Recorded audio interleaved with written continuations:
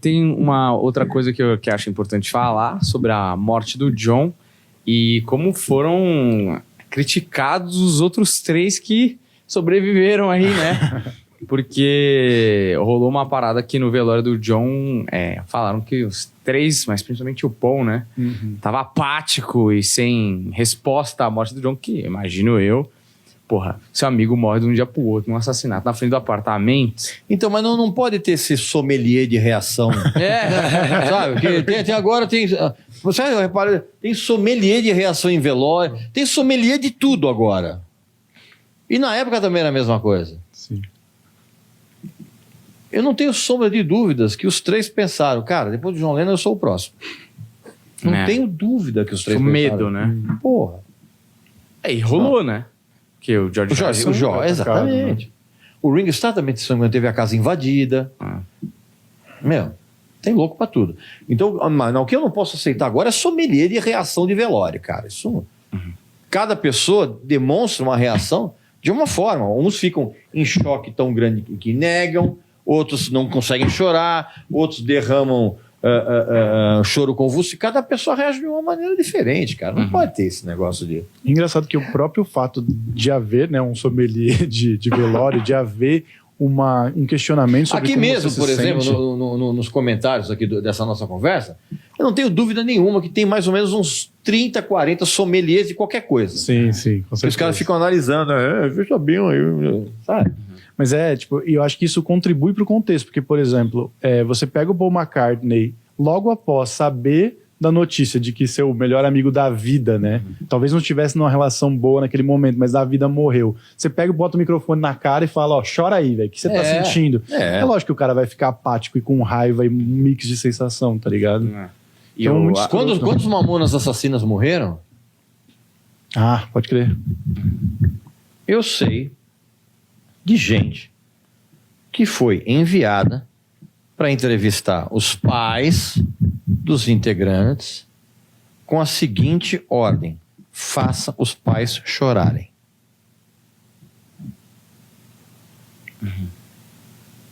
Isso dá bem a real dimensão de como funciona essa fiscalização de emoções, cara, alheia. Um negócio meu. Mas a piada que eu mais gosto dos Beatles, falam que o George Harrison é um dos caras mais engraçados dos Beatles, assim. E quando ele sofreu esse atentado, ele tomou umas facadas, né? Acho uma facada, sei lá. Falou que quando ele entrou na ambulância, ele virou pro enfermeiro e falou assim, por que essas porra nunca acontecem com os Stones?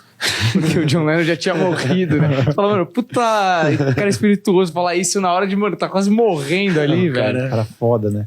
Cara, até... Isso é verdade também. Não sei. Tem outra também do George, que eles estão dando uma entrevista, perguntar, qual que é o seu tipo de mulher? Ele escreve, o John, qual é o seu tipo de mulher? Ele fala, minha esposa. Aí o George, qual é o seu tipo de mulher? A esposa do John. Uma coisa que você falou dos shows, eu até não tenho o nome dos caras aqui, talvez você já tenha lido alguma coisa deles, que é Philip Norman e Hunter Davis, são biógrafos dos Beatles. Eles falaram que a Beatlemania foi fabricada. E aí a gente falou um pouco disso no episódio anterior. Mas eu fico confuso, que eu peguei isso aqui fora de contexto também na pesquisa, e eu fico confuso se ele está dizendo que foi fabricada por causa do Brian Epstein bolar um marketing em volta, ou se aquilo ali não estava realmente acontecendo tão grandiosamente quanto a gente viu nos documentários e tal. Ele falou no sentido de que aquilo foi estratégia de marketing mesmo. O Brian Epstein, ele contratava umas garotas para ficar gritando. Olha aí, para ficar, e no começo, para ficar gritando, as roupas eram descosturadas previamente para rasgar, entendeu? Caralho, mortadela e coxinha. Só que isso depois começou todo mundo a ver isso acontecer, aí virou massa bovina, como é que eu vou dizer, sem ordem, aí propagou de vez, mas assim, o começo foi armado. Você tem uma fila grande, tu fica olhando por que é. Verdade. Então, tipo, o cara fez o início da fila, o pessoal só foi entrando. Bicho, para no meio da Avenida Paulista e fica assim, ó. Exato. Bicho, em meia hora o trânsito vai estar parado, todo mundo procurando. Assim, comportamento de manada.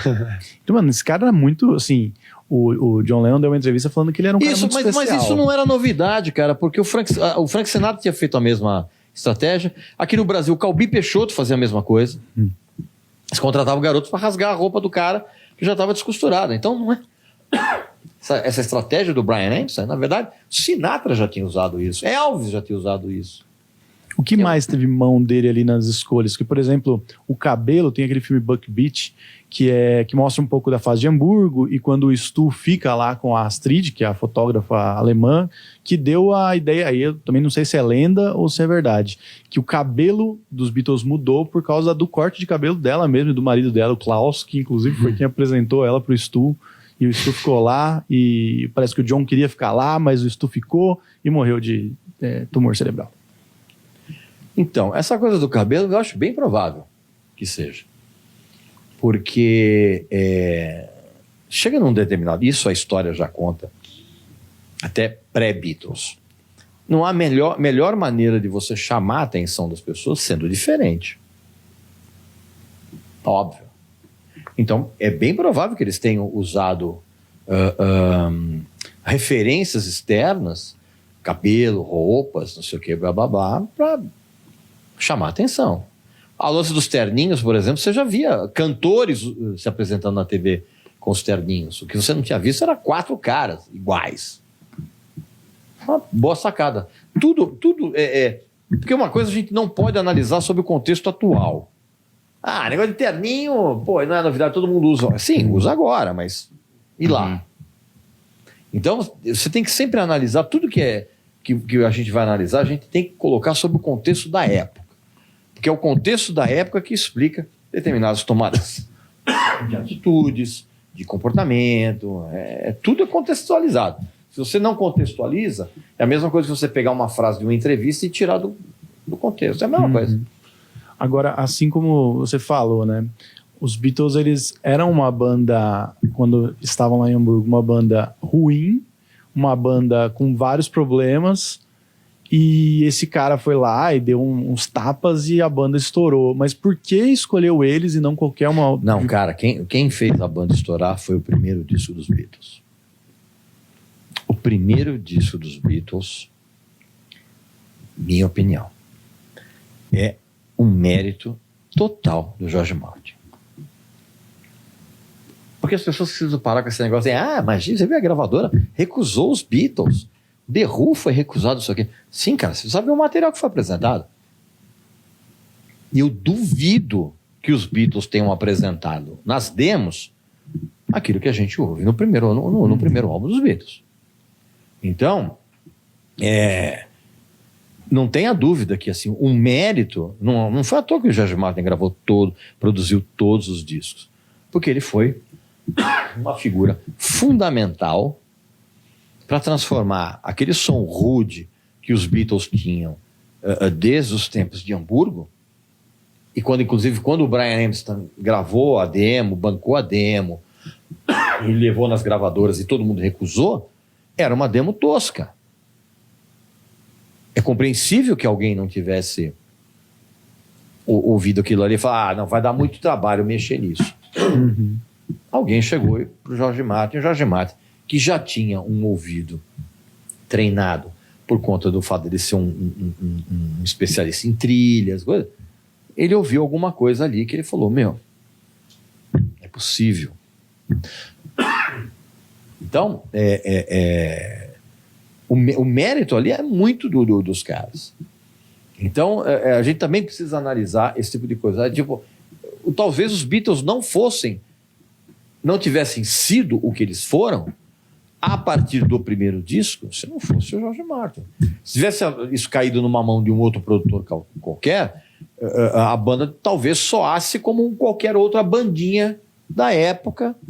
E aí? Chega até no Let It Be mesmo, a versão original não agradou o Paul na época, nem os outros, porque acho que não foi o George Martin que produziu, foi outro cara e tal.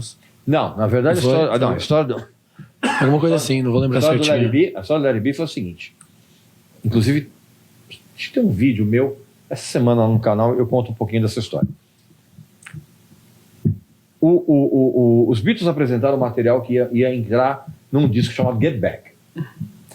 A mixagem dessas canções não eram todas, foram feitas pelo Glyn Johns, que era um engenheiro que trabalhava lá. A gravadora recusou aquilo. E se você for olhar, depois você vai ouvir o Let It Be Naked, que é o que não tem as cordas do Phil Spector. Sim, isso. Então, o Let It Be não foi produzido pelo Phil Spector. O Phil Spector, ele foi contratado para, na época, melhorar o material que os Beatles tinham feito. Por isso que ele colocou arranjo de cordas em Long and Winding Road, o I Me Mine, o Cacete A4. Então, assim, e aí o Paul ficou puto. Por quê? Porque os caras já não estavam se falando mais e não tinha como voltar e regravar aquilo. Tanto que depois, décadas depois, por insistência do Paul, foi lançado o Let It Be Naked, que é o Let It Be sem as cordas do Phil Spector. Mas, o que acontece? Qual é a projeção que a gente faz? E se os Beatles tivessem sido gravados por um outro cara? Porque o George Martin era um cara que chegava para os caras e falava assim, olha, meu, tá faltando um refrão aqui. Pô, e se a gente pegasse isso aqui, trouxesse para cá, não sei... E aí? E se não tivesse sido feito isso? Claro que a história está repleta de e se? Você tá entendendo? Mas assim, eu não culpo o pessoal das gravadoras que recusaram os Beatles. Eu acho que, se eu não me engano, deve ter isso na internet, talvez. A demo original podia ser muito ruim.